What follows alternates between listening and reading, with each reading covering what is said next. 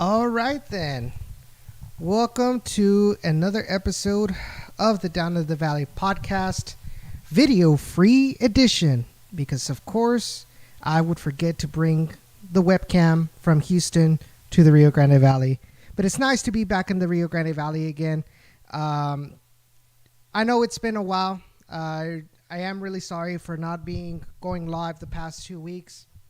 As y'all probably remember, Houston was in the danger of being in the path of Hurricane Laura. So I had to evacuate, or not really evacuate, but I just wanted to get out of the city. And so I came down to the Rio Grande Valley, brought most of my stuff. Like I said, forgot the webcam. That is on me. Hashtag blame Edson. But I definitely appreciate everybody that is tuning in right now. Hope you guys enjoy. I know there's a lot to catch up with as far as the Toros coverage is concerned.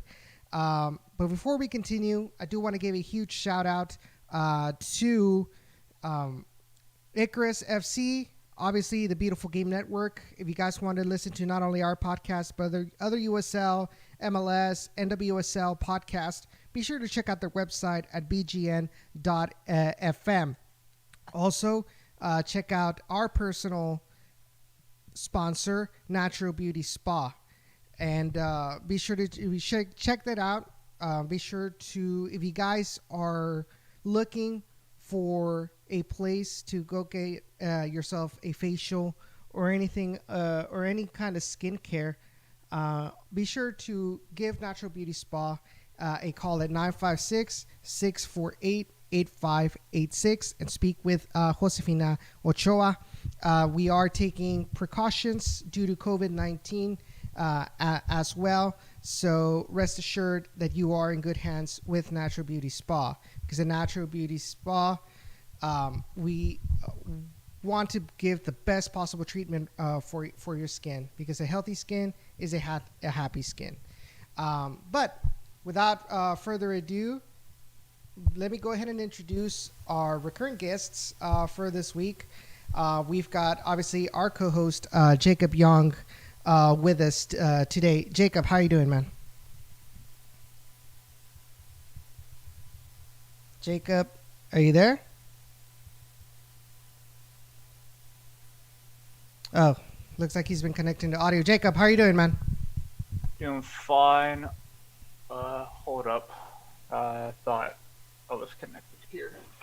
You don't need the webcam. I don't want to overload the bandwidth in my parents' house.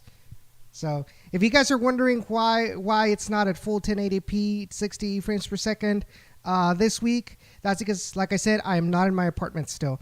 So kind of make do with what we've got, which I really am appreciative that we do have at least some decent internet to be able to stream the podcast with.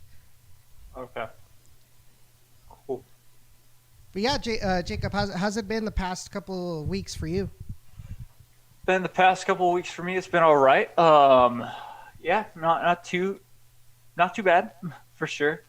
Yeah, just been chilling. Yeah, excited for this show, and of course, big news broke out today. Not only for RGVFC or Houston Dynamo, basically with that whole news, with that whole article of Brenner thinking about selling the team, which is cool. Mm-hmm. I like the idea of a rebrand, but at the same time, NWSL is going through a major crisis, I guess, for them, as in they're losing all their top players to Europe. And so that's very exciting, because the two top players, in my opinion, well, three, I guess, Rose, Lavelle, Kristen Press, and, of course, Tobin Heath, they're all moving to Manchester. Not on the same teams, but absolutely crazy. Yeah, so they're going to bring a little bit of heat to the Manchester Derby. But as far as Toros is concerned, yeah, definitely not a good season. And without further ado, let me go ahead and let y'all hear from a recurring guest from South Texas Border Sports Podcast. We've got Ray Silva. I don't know why I cannot speak today. Ray, how are you doing? The days have been going by ever so slowly since yesterday. How are you, Edson? Doing all right. Given the circumstances, I know it is working from home is kind of getting the better of me, but adapt and overcome, as I've always said. Yeah, I mean, it's finally getting to me from the work from home method. It's finally getting me. And good evening to you, Jacob Young. Hope everything is well for you. Well, now that the gang is pretty much all here, I wish we would have Cesar on as well. But now that the gang is pretty much all here, let's go ahead and go with the first topic. And I know we discussed this last week in what should have been, the next podcast that would be available. But basically, we've been talking about this 2020 season for RGVFC Toros. I think Harry's put it nicely. SAFC is now leading. No, did they tie or did they already surpass us? They have just surpassed us in the head-to-head statistics between RGV and San Antonio FC. Last game against San Antonio, which happened last Saturday, it was a disaster. It was a disaster. The first couple of minutes was a complete disaster for RGVFC. It was something that, while we knew that San Antonio has definitely shown to be the better team throughout the whole season, not just against RGVFC, but I don't think anybody would have thought that 10 seconds into the match, San Antonio would be able to find their first goal. And the way it happened, it was just ridiculous. It was just lack of concentration within the team, which I've got to say, and I'm probably going to go on and speak about it, but it's annoying how week after week, whether it's coach or players, when they go into press conferences, they always talk about minimizing these moments where they lose their concentration.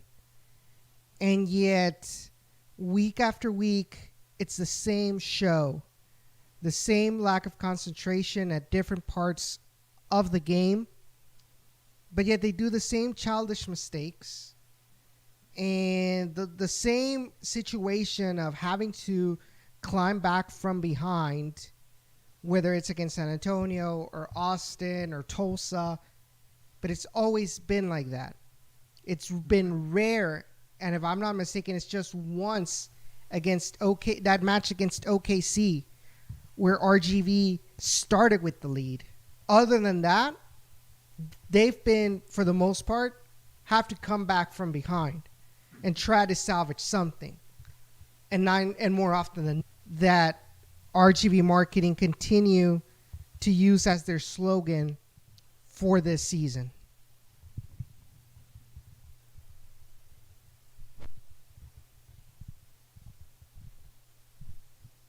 And whoever wants to chime in. I'll take it from here. I mean, you see, I was able to see the vast majority of this game. I nearly just flipped out of that game at the end of the first half. I nearly did. If it wasn't for Kyle Edwards scoring that goal in the first half to show at least that little bit of comeback, that little bit of grit that the team wants to show in a full-blown basis, it just seems that for me, the team just lacks a soul. It lacks an identity. And with the slogan being the comeback, what's that all about?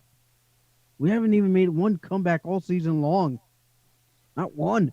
Not throughout the course of 90 minutes. Not one. Okay?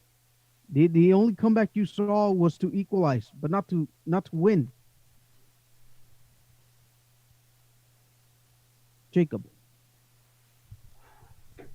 Well, I think you kind of said it pretty great there, Ray. And I mean, it's so true. Why are we using this slogan, the comeback? It does not make any sense.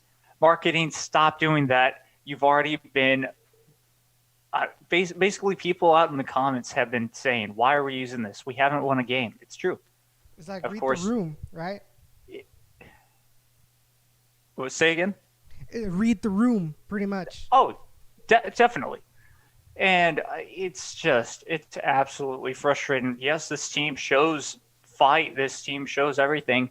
But after they're down, it's like they need some competition. And it can also go back to they have no challenge when it comes to practice. And what I mean by that is they have no fear of losing their spot. But that at the same time, I mean, we've heard Coach say, even in pressers and everything, saying it's not like we don't practice everything that we're supposed to, because we do. But when we come out onto the pitch, it's like they just get scared. And that's frustrating to have a team that just all of a sudden they get scared. And we all know it's a very young team and other things like that. But at the moment, it's just like this. Why should they even be playing if they're not basically going to fight? Have that grit is what it seems like. It's just at the end. That's all we have. Yeah, but it's still stupid. Get over yourself if you have to, players, because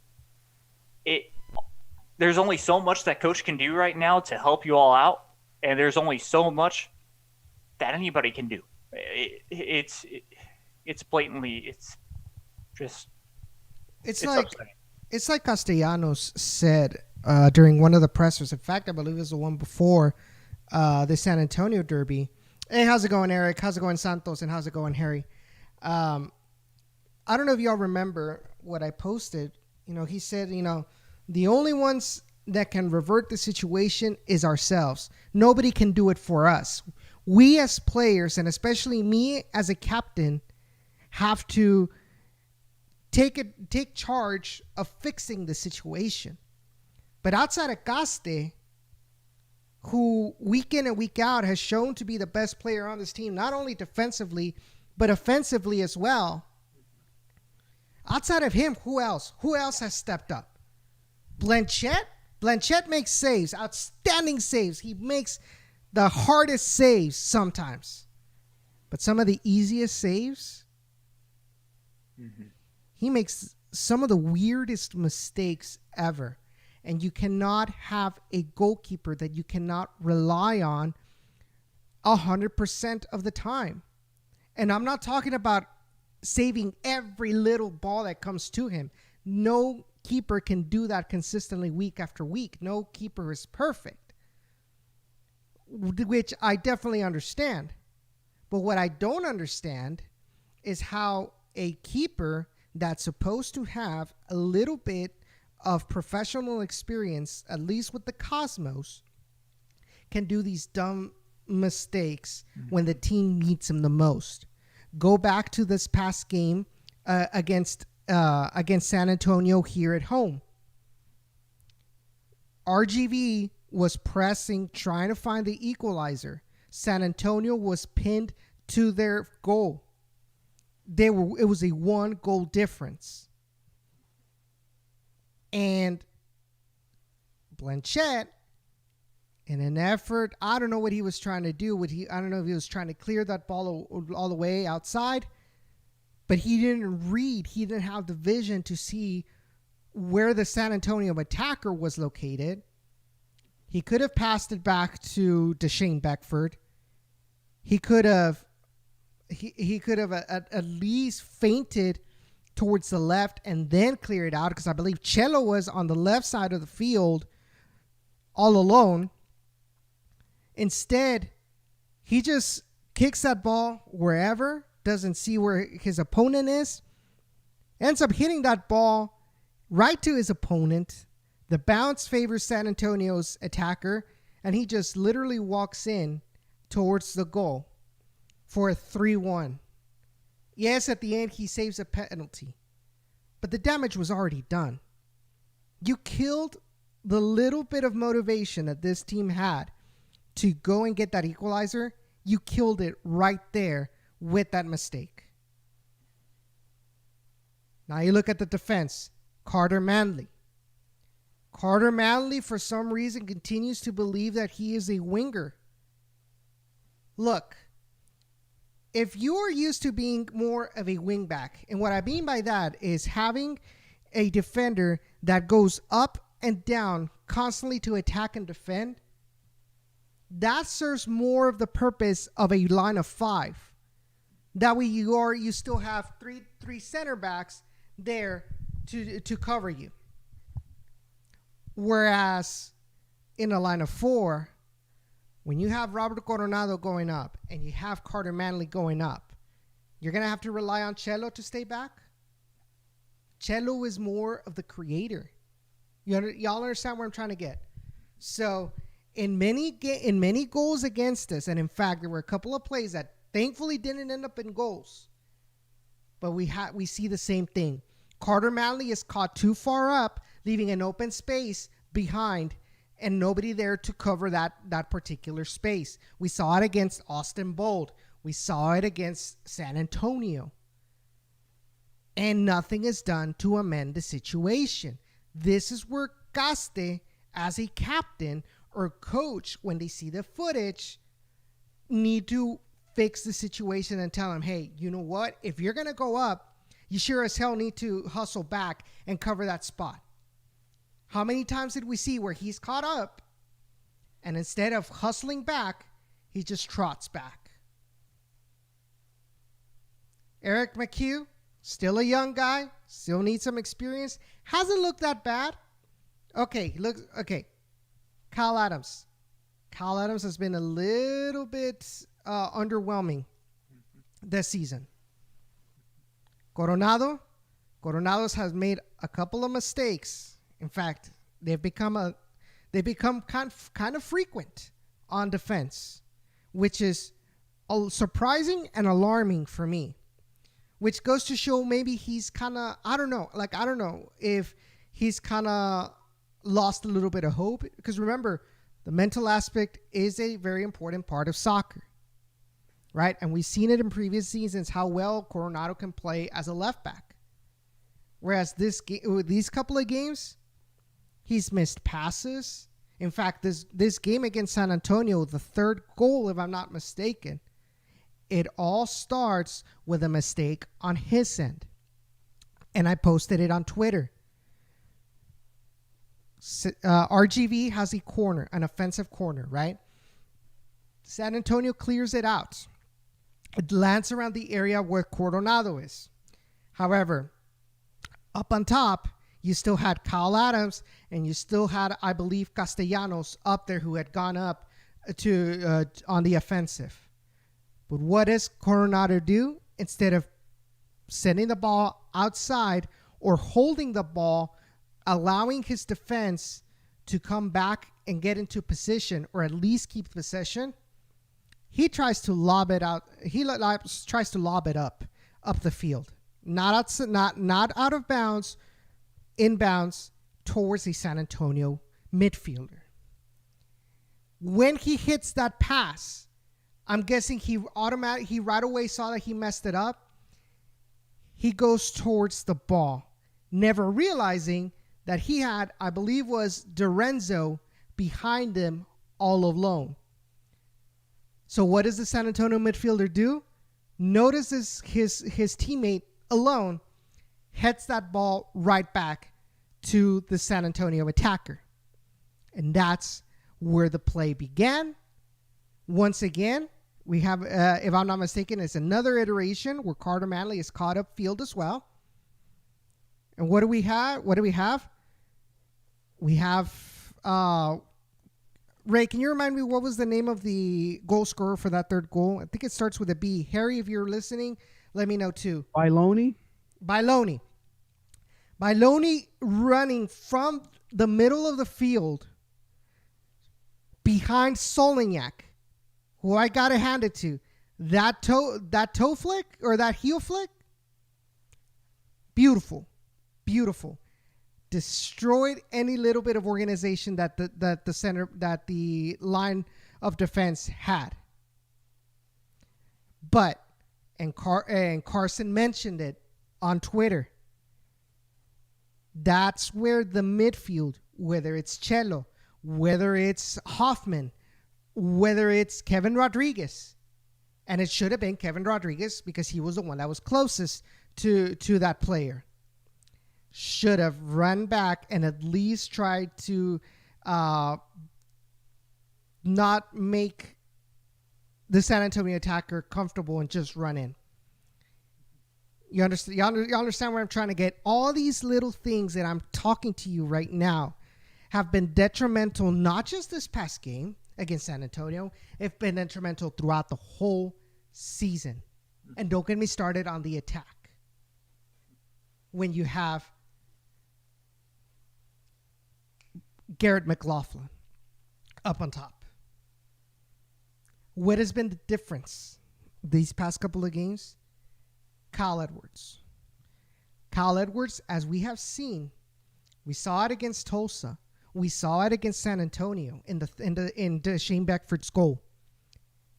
That player, that man, can play as a post really well, but you have to feed him the ball, just like he did, just like Luca Purpa has done. In Tulsa, Luca Purpa scored off of a rebound that was given to him by Kyle Edwards playing as a post. Against San Antonio, the play inside the box begins with Kyle Edwards playing as a post, passing it off to Luca Purpa. The ball eventually gets to Shane Beckford, and he scores the goal. Once you bring in McLaughlin, everything falls apart.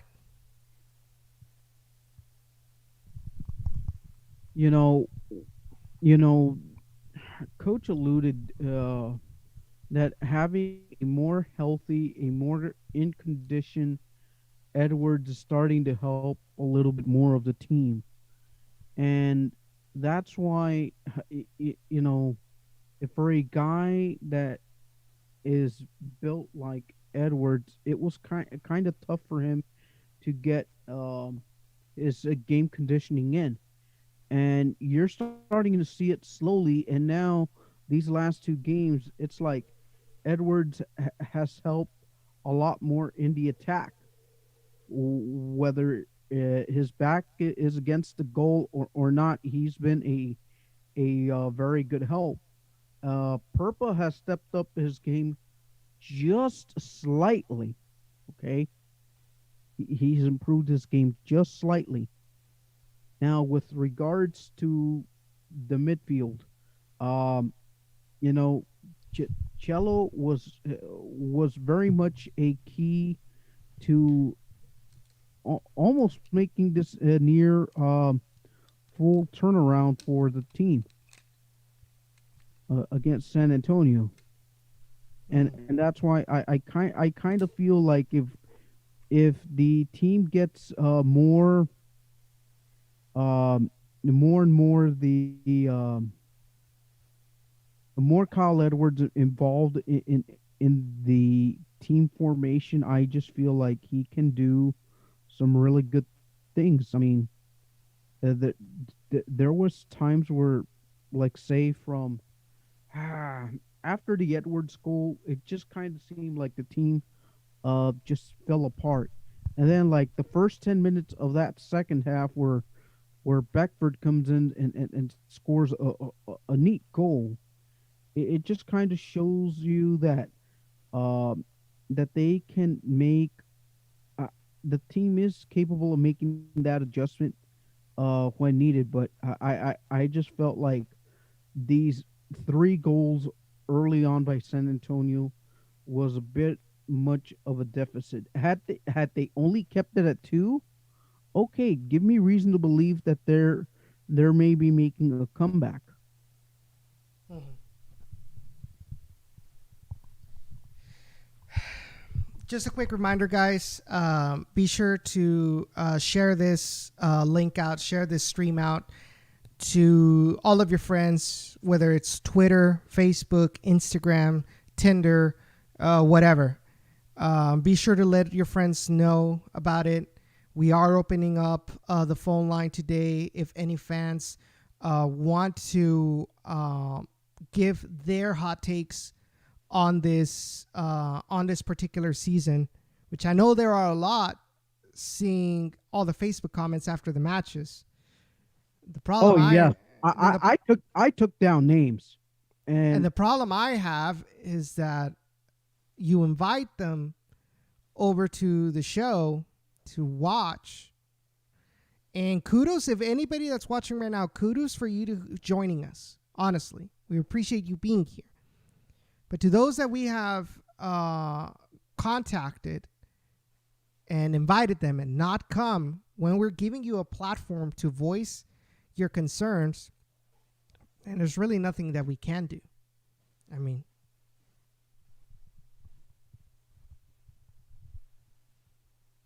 but anyway, continuing on, Jacob.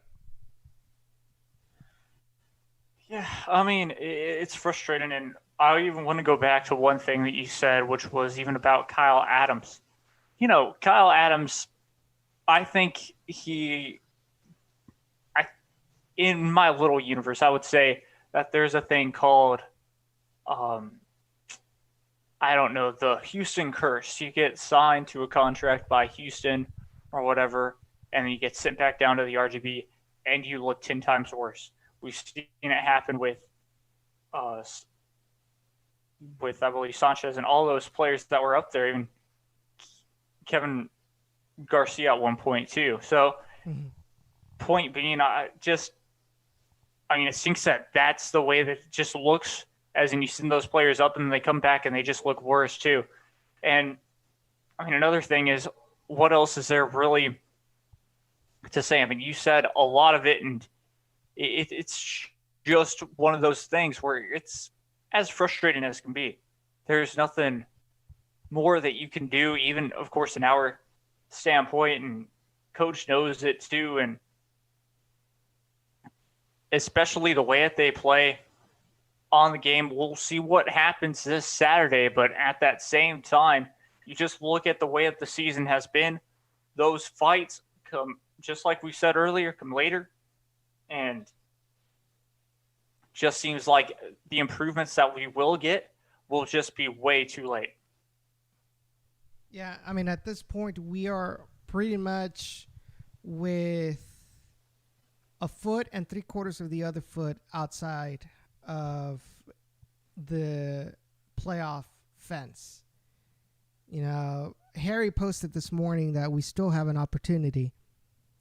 But when you're basing your chances of making it to playoffs, for you to have a perfect set of games for the last 4 matches, and that the other 2 teams, which are Tulsa and Austin, to have a complete meltdown and lose the rest of their games, you're calling for a hardcore Hail Mary miracle that this team has not given me enough of proof or evidence to show that they can do it. You know, whether it's offensively or defensively, it's not going to happen. At this point, we are just preparing ourselves for the 2021 season.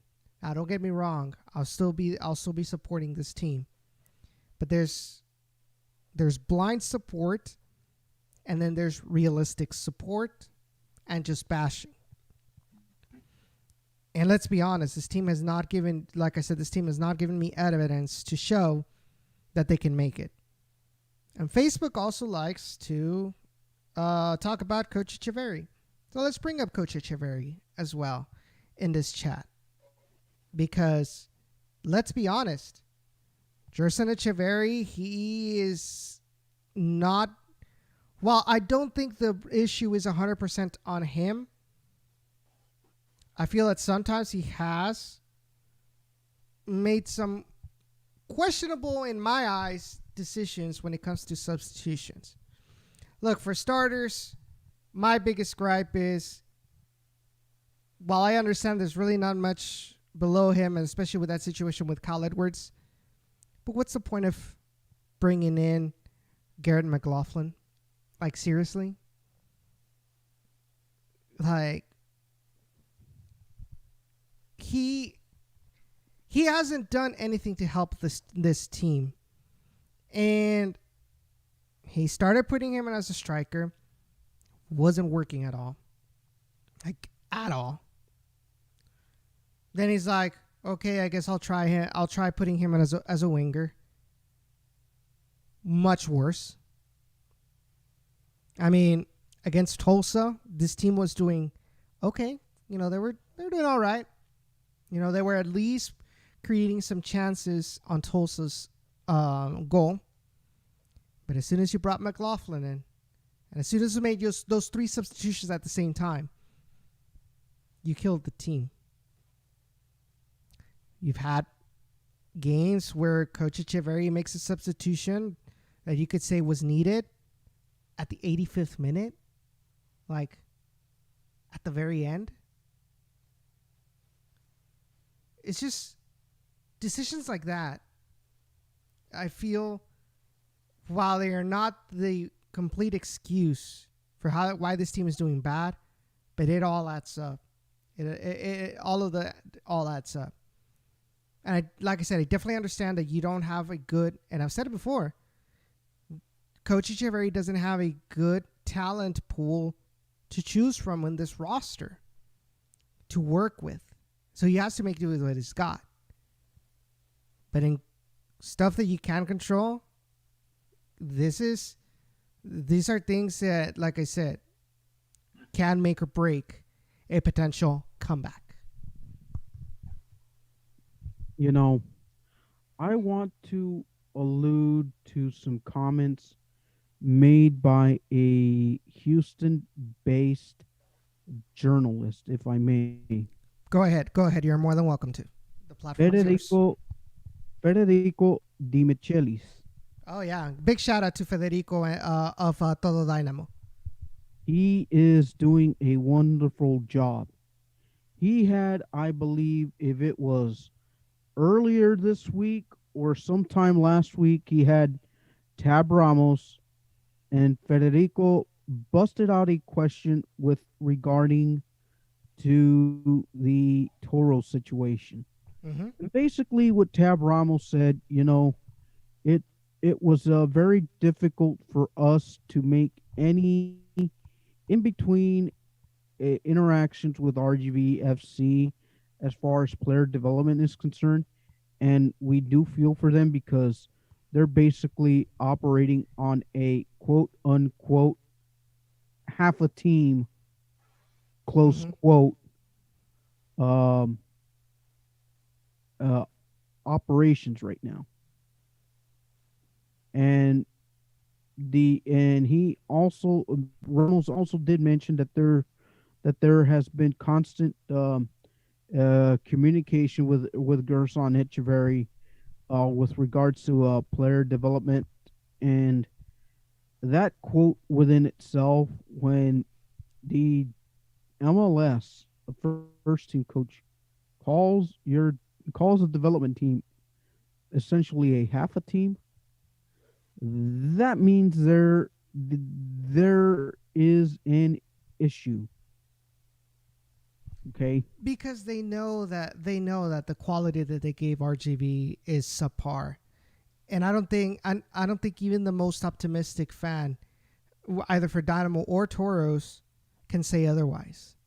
I mean, just look at the results. Just look at the results. Now, here's the thing, though. Let's focus here with RGV first. Let's forget about Dynamo fan. I mean, but what I'm trying to get pretty well known. The Dynamo fan doesn't care about RGV. Okay, it's pretty well known. What I'm trying to say here is that it's blatantly obvious that this team wasn't given good material to work with, and now it's finally made public by Tab Ramos that they did in fact make a certain mistake in how they handled this situation. While nobody would have figured out, or nobody would have known how bad COVID was going to affect this country, But this is where, like I told Jeff Reuter, which I will be talking about that topic in a little while. So stay tuned in. What I told Jeff Reuter, this is a year for the organizations to realize that you cannot build a squad built on relying on what the Dynamo sends us. You have to have a good foundation at the RGV level and have the Dynamo players be a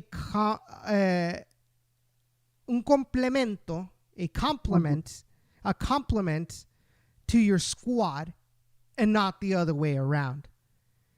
And I think this year, the way they built the RGV squad, and Coach Echeverry mentioned it many times at his pressers, he said, we were expecting to have Palomino.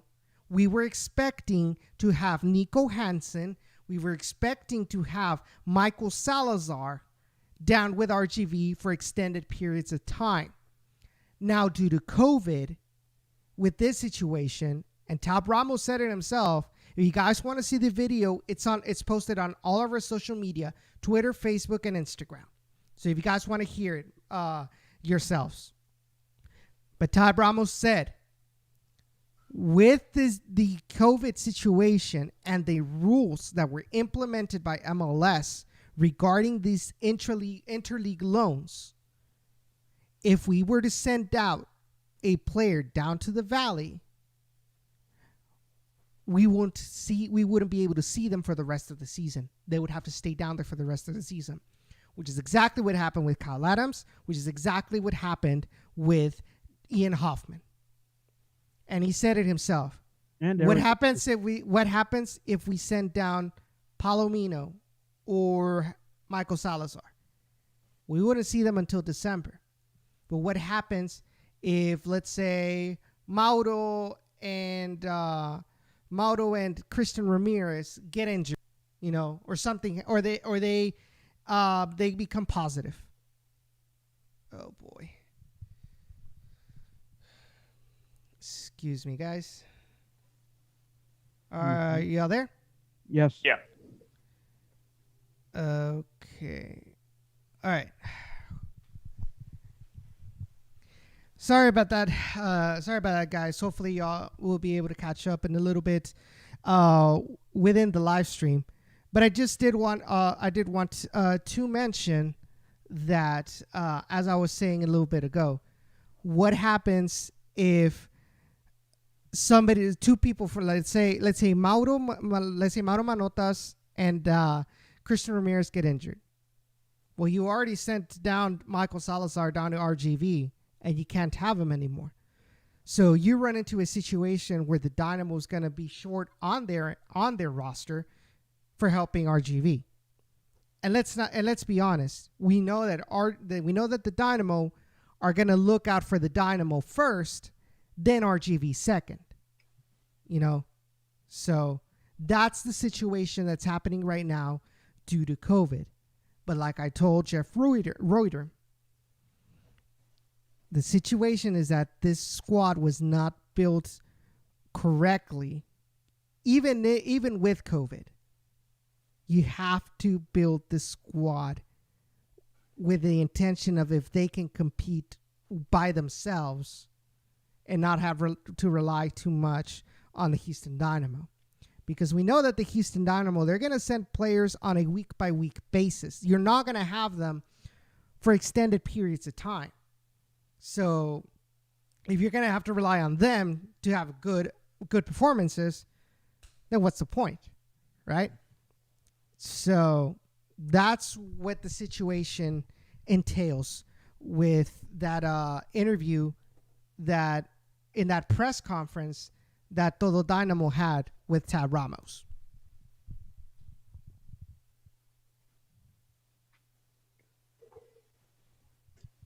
Yeah, I guess I'll go. It's crazy that to think that,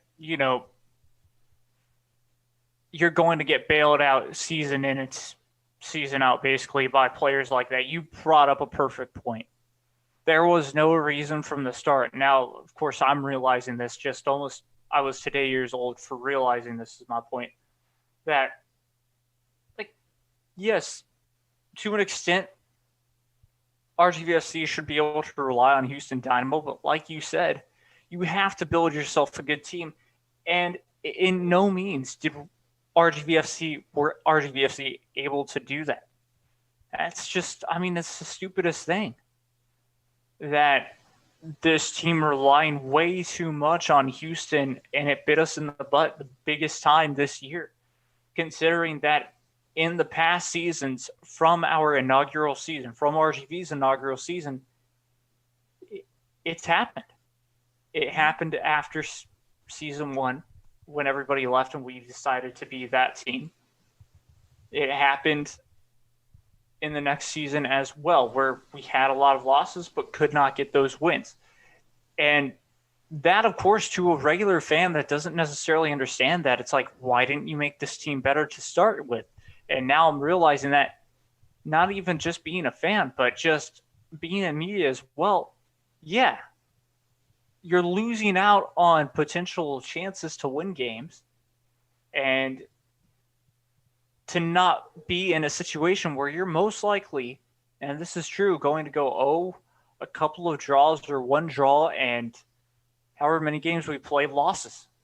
So it's just one of those annoying things.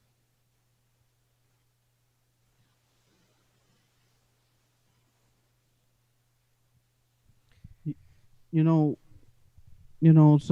I mean, at what point does the Dynamo realize that they've messed us up? I mean, and I hope I'm not jumping into a another subject here, Edson, but the bombshell that was uncovered today by Jeff Reuter, Pablo Maurer in the Athletic about the recent sell and the questions that you popped in with Jeff regarding the USL team. I was actually going to transition into that, so go ahead. Well, anyhow, I'll let you take the stage since you popped off all the questions. All right. So today, Jeff Reuter, Pablo Maurer, and of course, Sam Sketshaw. I think I probably messed up, but anyway. So they released an article today on The Athletic, basically stating two Dynamo things, right? That they were looking for a redesign of their identity, whether it's just a refresh of their crest or a full-out redesign of everything, colors, name, whatever. The other one was that Dynamo majority owner Gabriel Brenner is seriously interested in selling his share of the team. And obviously that includes Dynamo and Dash. But at the very end, Jeff Reuter writes in the article, he says, while the first team may undergo a rebrand, the club isn't anticipated to change the terms of its USL affiliation with Rio Grande Valley FC. The original terms of the agreement run through the 2021 season, with sources indicating that there are no plans to change the pact. RGV has changed its presentation within its market over the past year. Thank you, Ron Patel. Distancing itself from being a full MLS2 team and trying to be a team for its local market first and foremost that still takes Dynamo players on loan. Now, I did post a question to Jeff Reuter when he posted that. I asked him, do you have any more details regarding the point about no plans to change the pact? Does this mean that RGV will still be unable to be granted some leeway to purchase players they truly need? And he replies, my understanding is that they've gained more agency to make those moves, with an understanding that Houston may still have players needing minutes. And then he also mentions, also keep in mind that MLS's loan rules have changed due to COVID. Any player who suits up for the USL team needs to endure a 10-day quarantine before rejoining the MLS side. So, given what Jeff Ruder told me, would we be seeing an RGV more in line with the hybrid affiliation of Reno 1868 and San Jose rather than a true MLS2 team? To me, that's what it seems like. To me, it seems like they're probably were given, maybe starting next year, the ability to be able to buy certain players. However, currently, the Dynamo have the final say in what players they can bring or they cannot bring. Now, you have to remember, guys, this team, the technical aspect is done by the Houston Dynamo. Ron Patel and the RGVFC front office have nothing to do with building a roster. The Houston Dynamo pay the wages.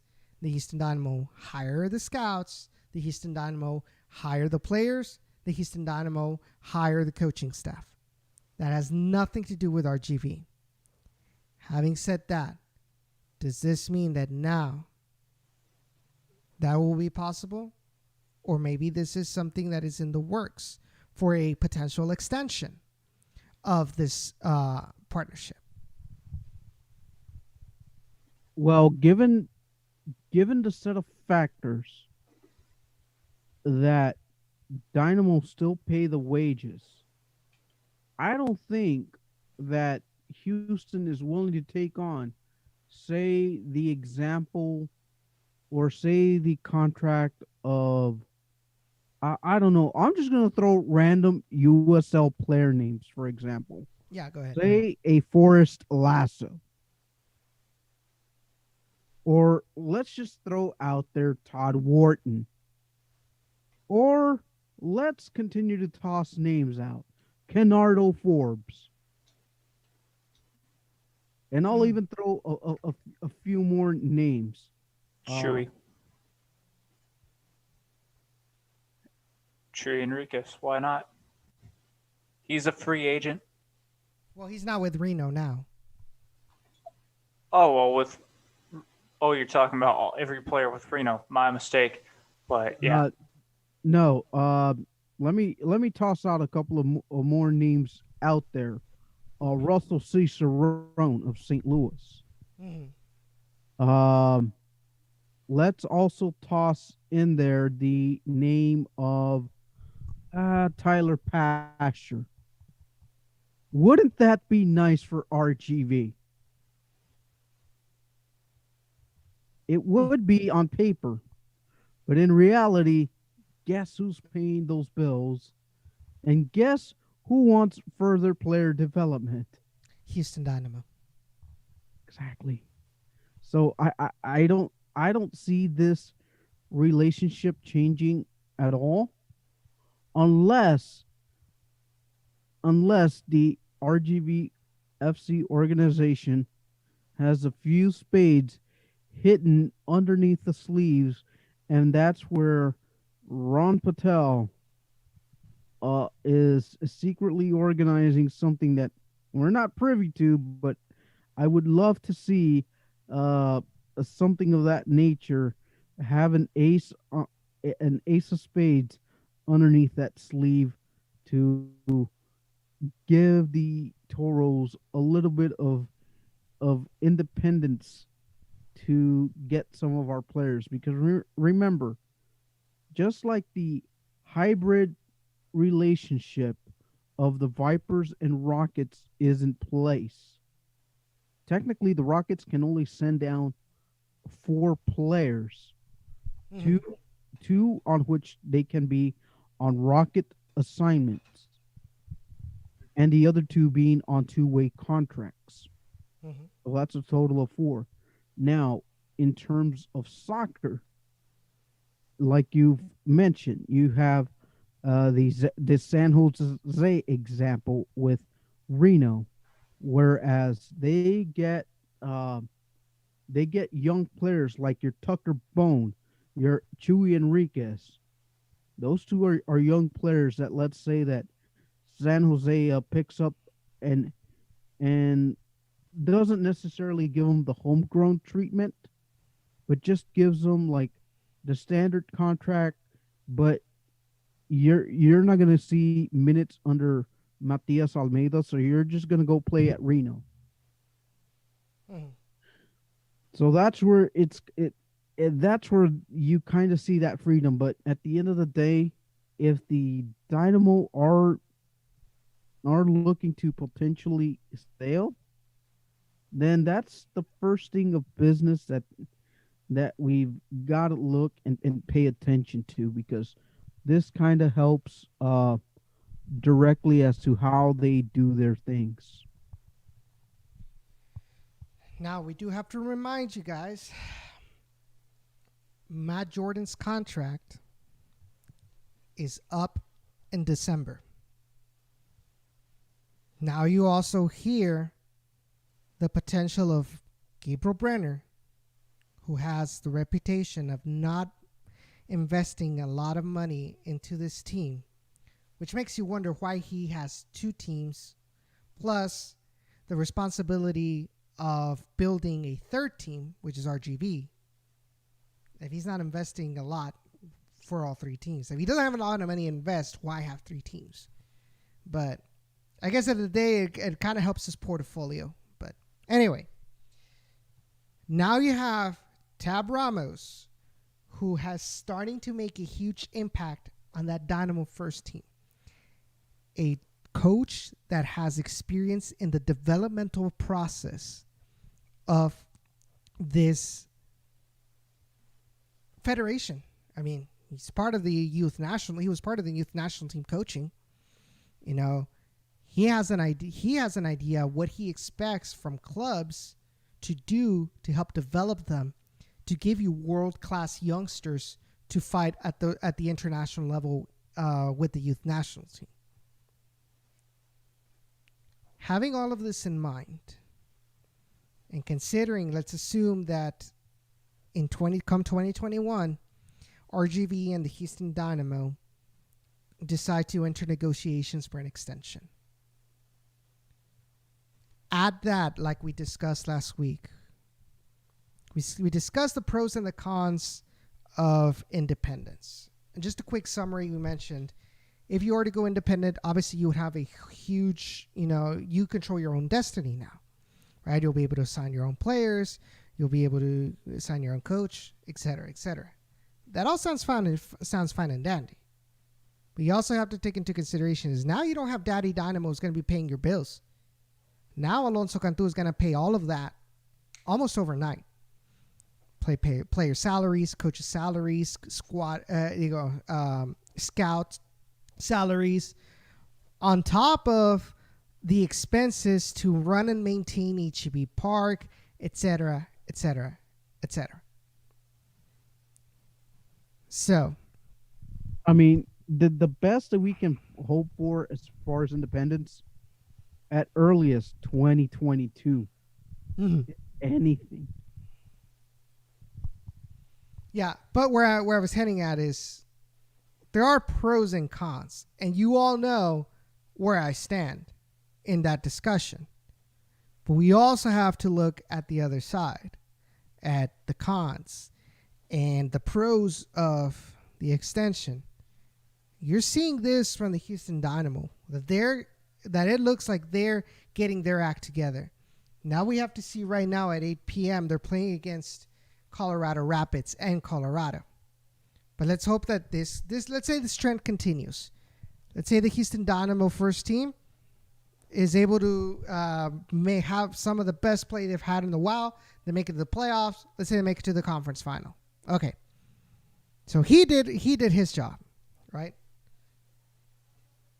Given that, would you, anybody who's listening right now, RGB fans, would you be more willing to give the Houston Dynamo a chance, especially if they do not renew Matt Jordan?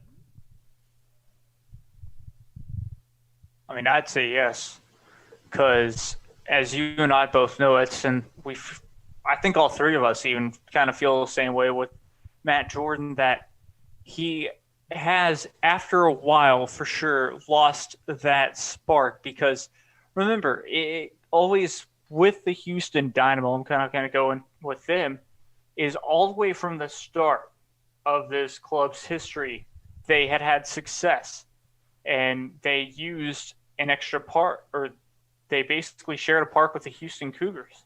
And so that was a big thing.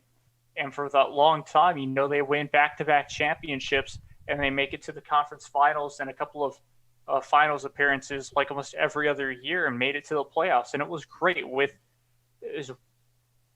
Dwayne De Rosario, all these players that were top quality. Yeah, just a quick reminder, though, that Matt Jordan did not come into the Dynamo organization until 2015. So right at the downfall. Never mind. Forget everything that I said. I mean, it's still a great memory to bring up sometimes. So, but yeah, point is, 2015, that was a long struggle. But it's still, with the whole organization in general from Brenner, it didn't look like, they felt like they still didn't need to pay.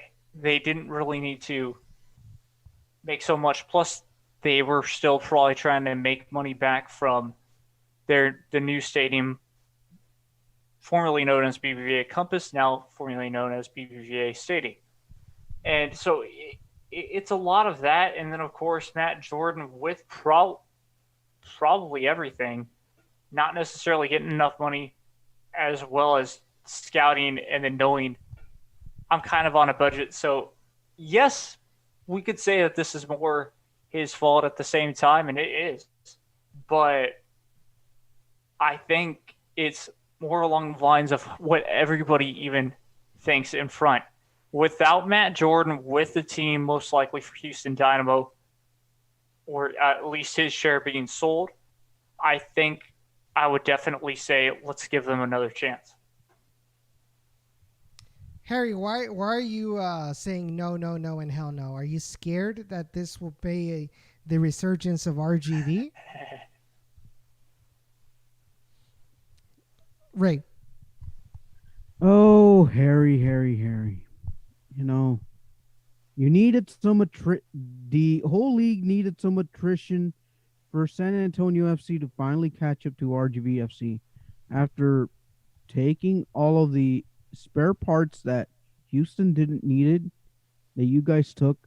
That didn't work until you guys finally realized that by changing head coaches, by having Alan Marcina as your head coach and not Darren Powell, which is quite a darn shame for us RGV fans, because knowing that Powell and his sideline meltdowns would continuously cost your San Antonio FC side against RGV, now you can have reason to believe that you guys can hold a small downtown parade.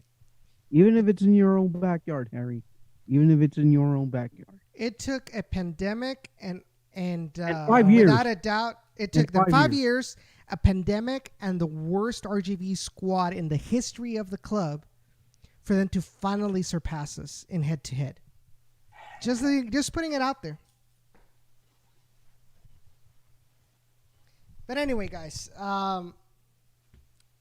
let's go ahead and move on to the next topic before we kind of close. Because I actually do want to watch.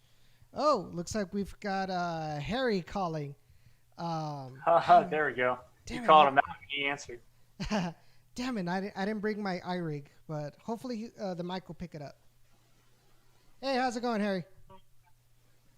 To accept, press 1. Okay, what was that? Well, let me check. If that was you, Harry, go ahead and call again. I don't know what I think what it was. I think I know what it was. I think I know what it was. Sorry. Go ahead and call again. That was a Google Voice thing. It's the first time I'm using Google Voice. So go ahead and call me back again. I got rid of the other.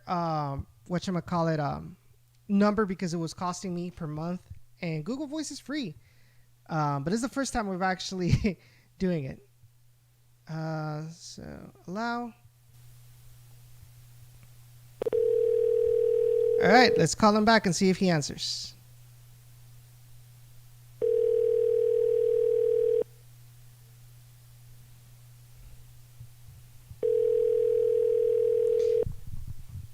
But anyway, we actually wanted to talk about the Austin match that's coming up. Sorry, I missed your call. Please leave. All right, hopefully he calls back.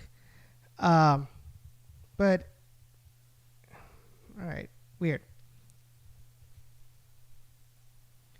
But yes, I did want to talk about the upcoming match against Austin Bold.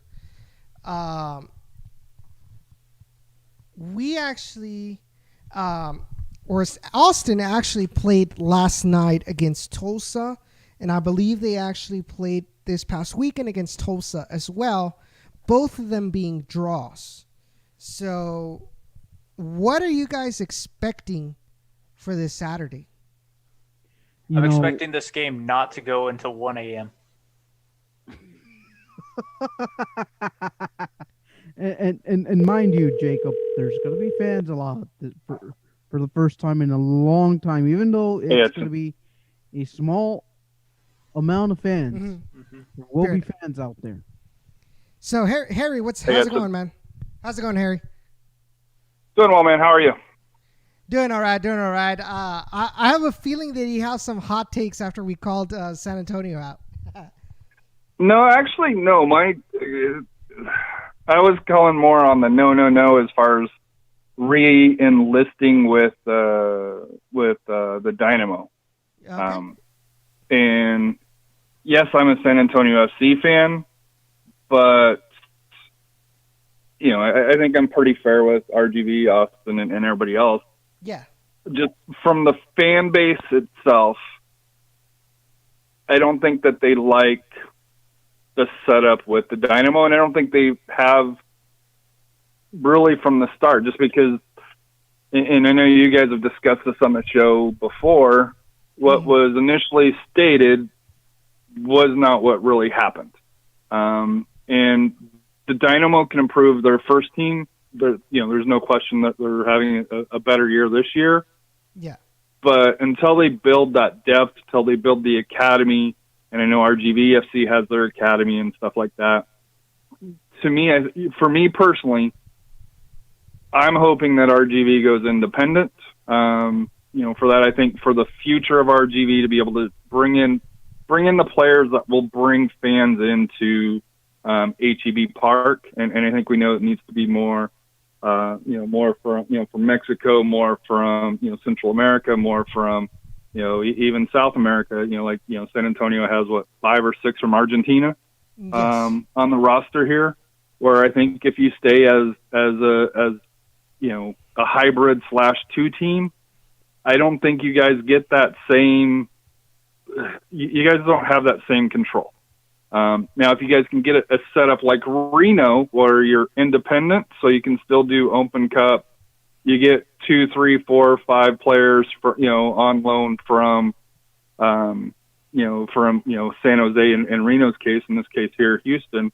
The coaching staff follows a lot of what the Dynamo do. I think that could work, but as you guys currently are constructed, unless you guys think things change, I don't think for the long-term future of the of RGV that's a good thing. I don't.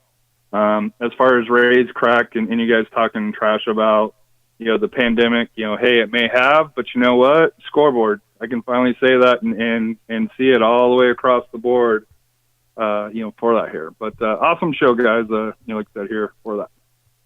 Not Ray. Joe, you have anything to say back?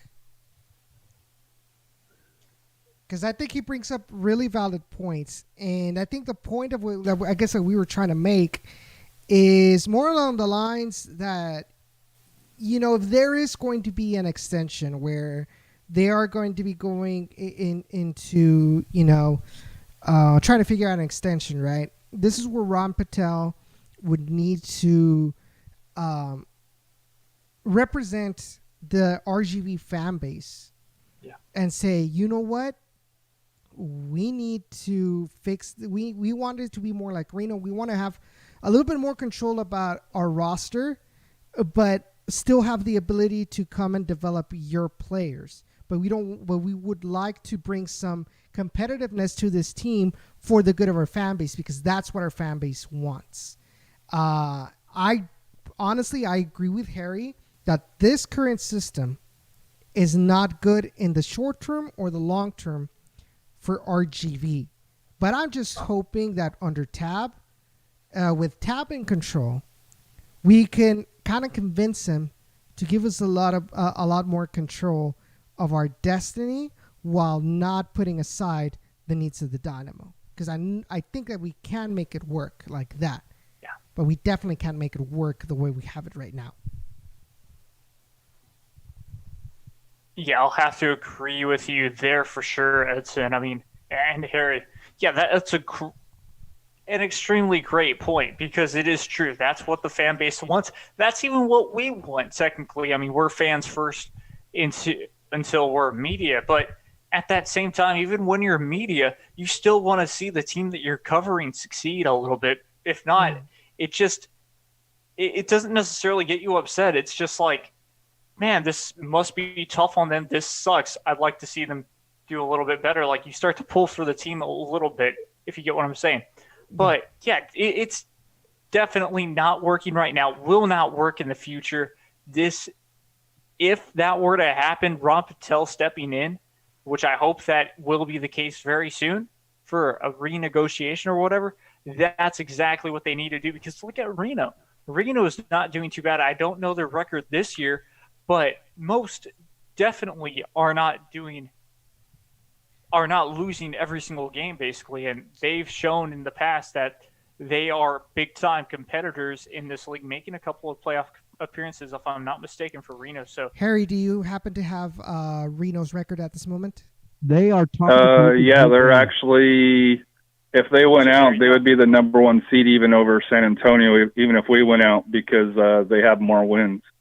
Yeah, that basically just not only answered my question, but it also answers your question or whatever. It makes your point even more valid. That's definitely a way to go. Even they beat Phoenix as well, so a head coach that knows kind of what the heck is going on down in the valley. Mm-hmm. Harry, anything you want to add before we let you go? No, appreciate you guys. Like I said, enjoy the coverage, and like I said, obviously Edson and Ray and Jacob. It's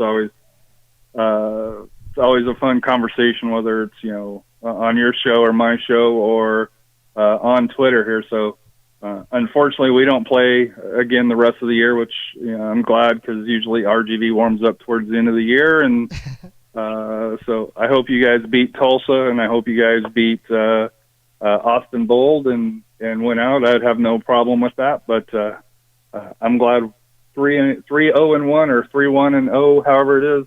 3 wins for San Antonio, 1 tie, and no wins for RGV. So I think that's a good way to end it, right? Well, for you guys, I'm just glad that I won't. I'm just glad that. Well, I'll talk to you later about that.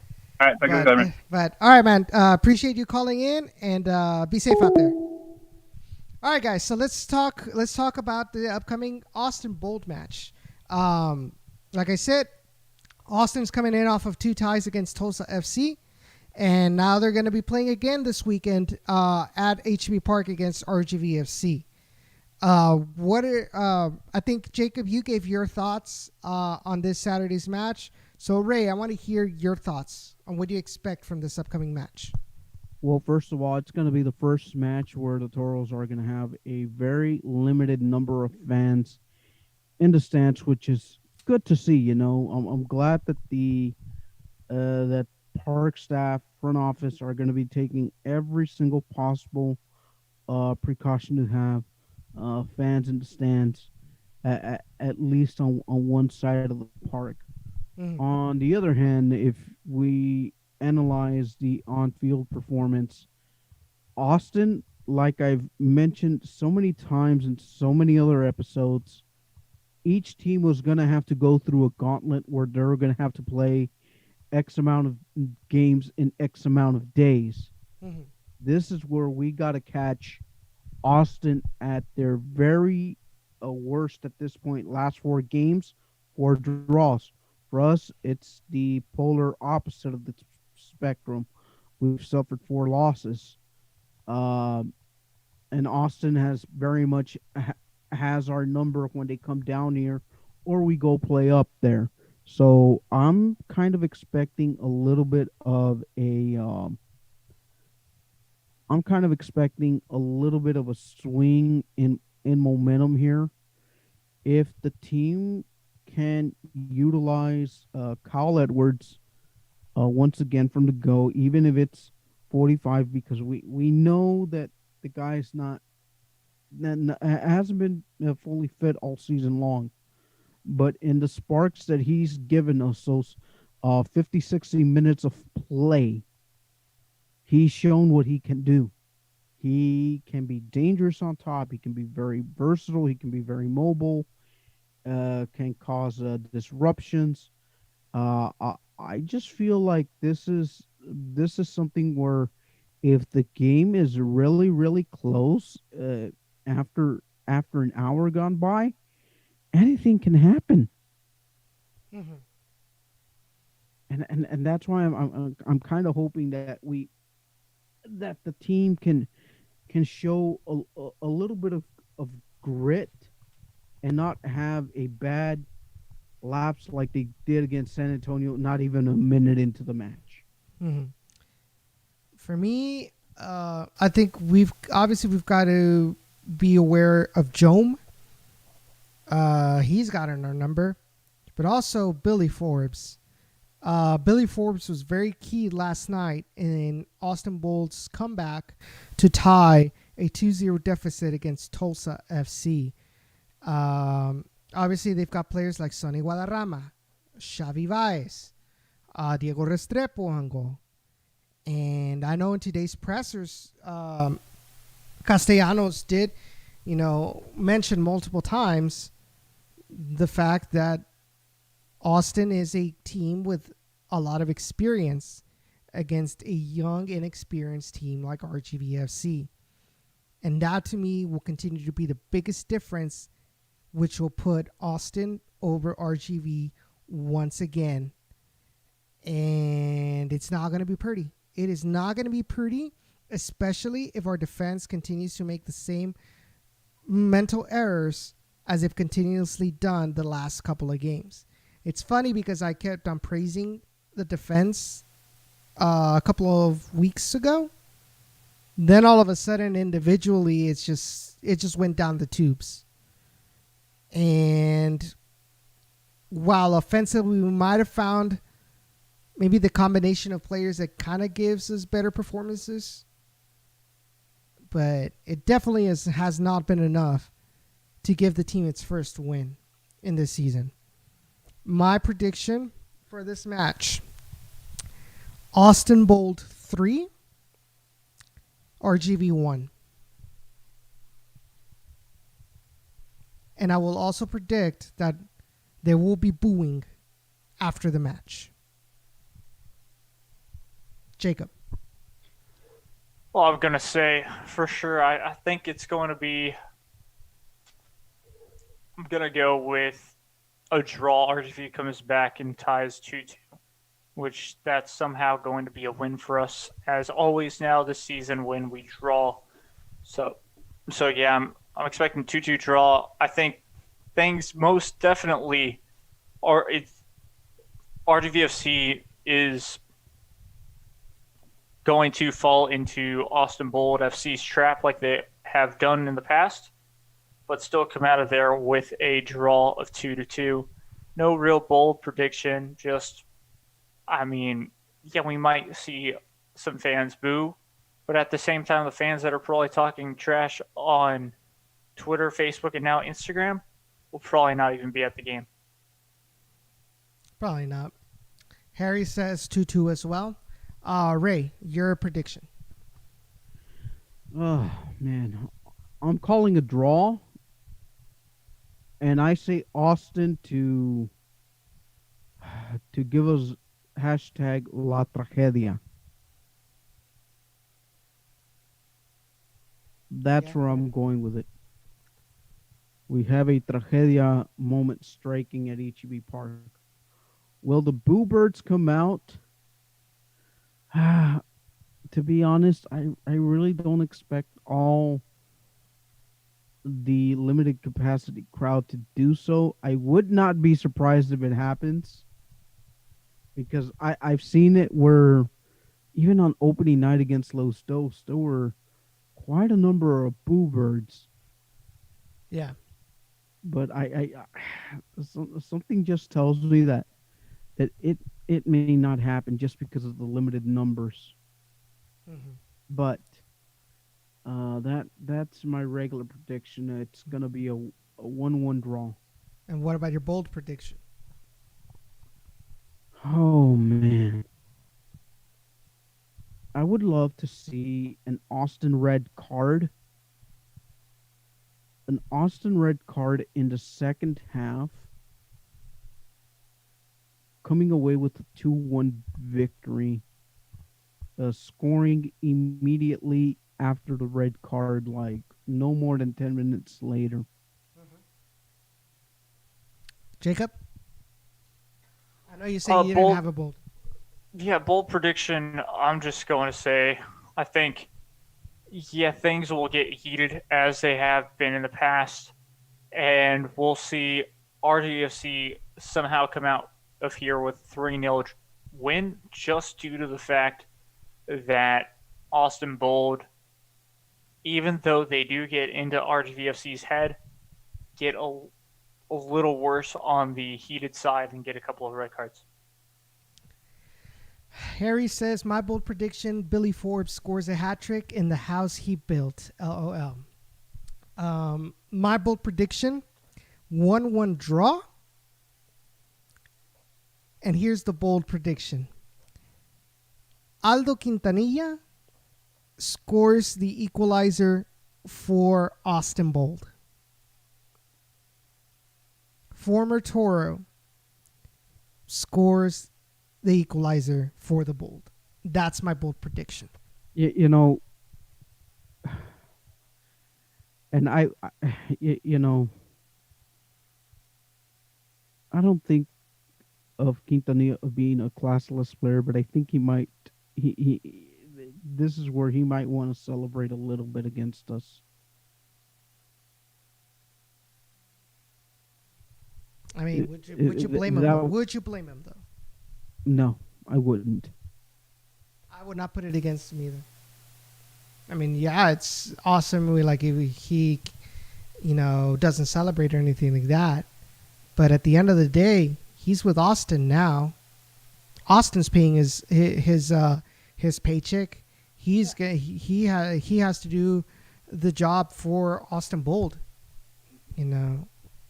Unless it becomes like a full offensive towards the fans, or he does the Cuauhtémoc Blanco in front of what's his name, el bigotón, Ricardo Lavolpe kind of celebration.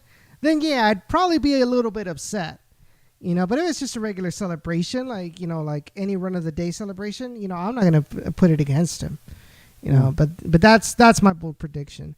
But guys, I think this is going to be it for this show. I appreciate each and every one of you who are watching right now. Thank you all for your support, even if it was kind of like a last minute. Here's hoping that I get back to Houston on Sunday, and that way we can continue on a regular schedule and video quality from here on out. I do want to thank Jacob, Ray, for coming onto the show. Want to thank Harry for calling the show, and thank everybody who has participated in the chat. Santos, my dad, obviously Harry, Eric. Thank you all for tuning in.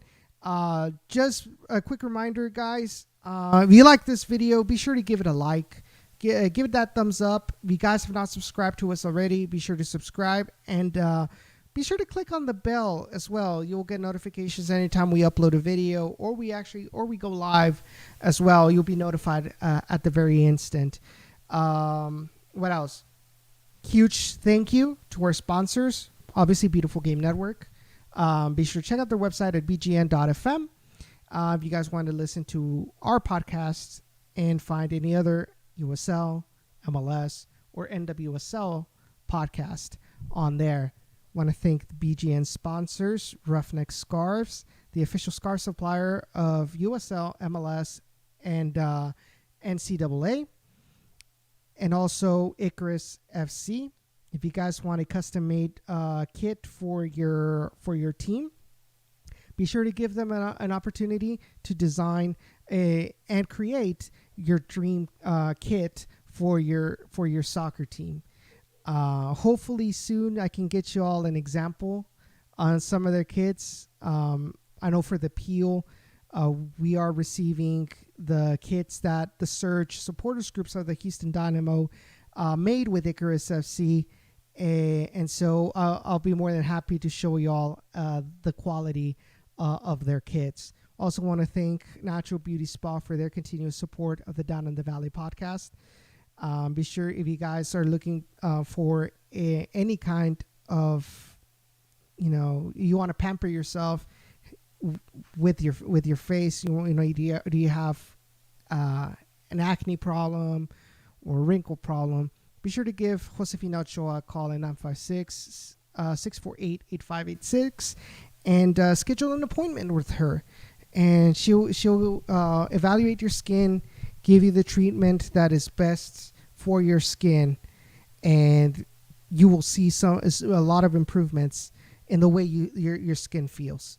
So be sure to give them a call. And obviously, we are taking all the steps necessary to make sure that you are safe. Make sure that you are not in harm's way when it comes to this pandemic. We do sterilize and take all the necessary precautions to make sure that you are safe anytime you're receiving treatment in Natural Beauty Spa. Final thoughts, guys. I mean, I do look forward to seeing some of the fans out there at HEB Park. Even if it's a very, very limited number, it's gonna feel nice to finally see some fans hopefully show up at HEB Park to give it a little bit more of an ambiance to it, because it's been quite a strange ride without the fans, and now that they're holding at least a 5% capacity of fans, it's going to be strange, but yet very welcoming. Jacob? Excited to be back at HEB Park for sure. I'll definitely be there on Saturday, but excited for the game. It's always fun to watch these two teams play. I know it could be tough to watch, but most definitely will still be fun because it's our team. Well, guys, this has been it for this episode of Down in the Valley tonight. Don't forget to follow us on all of our social media, Twitter, Instagram, and of course on Facebook at Down in the RGV. And be sure to check out our website, ditvpodcast.com. And as always, support local journalism, whether it's us at Down in the Valley or with Ray with South Texas Border Sports Podcast. He just finished the State of the Toros series. Had me on the show in part 1. Had Dynamo journalist Victor Radaisa on part 2. And he also had RGVFC president Ram Patel on part number 3. So be sure to check out that series. Be sure to also... Needless to say, I will give you an update. Part 4 is still brewing, folks. This State of the Toros isn't done yet. It is not done by any stretch. If I can get that 4th leg on, boy, it's going to be fire. You heard it here, folks.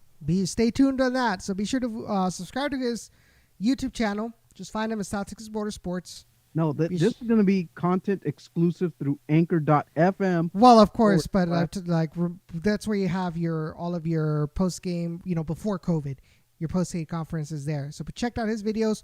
But check out his podcast on Anchor.fm/STBS. If I'm correct, right? Correct. Yes.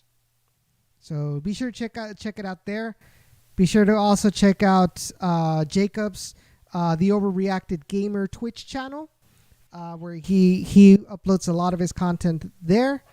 And of course, you can also find my all my different projects, not only with Down in the Valley, but also The Peel, youtube.com/thepeel05. Find my articles in mentefutbolera.com.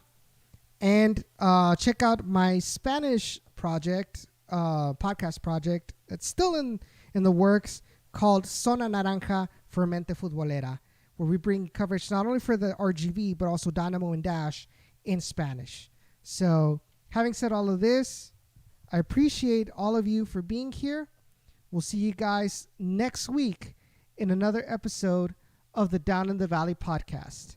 Be safe out there. Wear a mask. Hydrate yourself. Social distance, especially if you're going to this Saturday's match at HEB Park against Austin Bold. Take all the necessary precautions.